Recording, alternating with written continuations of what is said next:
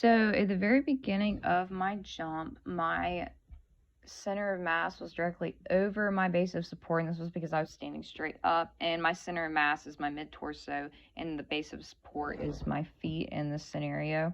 And again, they were in line because I was standing straight up. I noticed when I was looking at the video, when I first start to bend my knees and push into the ground, my torso, it bended forward, but it still stayed over my feet. And then right before I pressed off of the ground, my torso began to move forward. So my center of mass was slightly in front of my base of support at that point. And I think this is due to the fact that I was anticipating taking off, and my goal of this jump was to travel as great of a horizontal distance as I could. So I was like starting to lean forward, but my feet were still on the ground, so they couldn't move forward. So then when I took off, initially I was in the air and I was moving horizontally, so my center of mass was still out in front of my feet, or my base of support, a little bit. But by the time I reached my max height in my jump, my feet and my torso were in line again. And as I was coming down, they pretty much stayed in line the whole time. I think whenever I was landing, my feet were slightly out in front of my center of mass, and I think this is because I was anticipating a land. But they stayed in line more, like they weren't as far out in front of me compared to how far out my center of mass was in front of my feet when I first took off. And then when I landed, they were pretty much in line.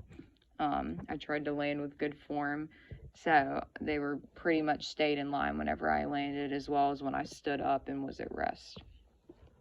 So for part B, talking about an example of trying to balance my center mass directly over my base of support when I was not able to, I actually found this interesting because this picture is a person on point.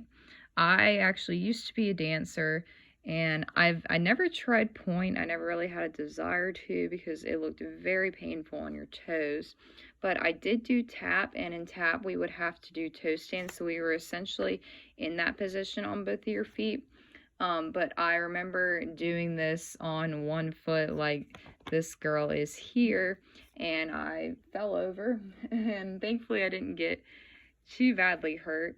But I think this was because it was just, this is such, your entire body weight, so me, I weigh like, I don't know, 115 pounds, and your entire body weight is balanced over the tips of your toes, and that's maybe 2 or 3 inches. So I mean, that is a lot of pressure you're putting on such a small area of support. And I think, I mean, just if your balance isn't great, it's just going to be very hard for you to maintain that balance. So I think just having such a small area holding you up compared to like the huge area of your body, I think is why I was unable to maintain this whenever I tried to do a toe stand on one foot.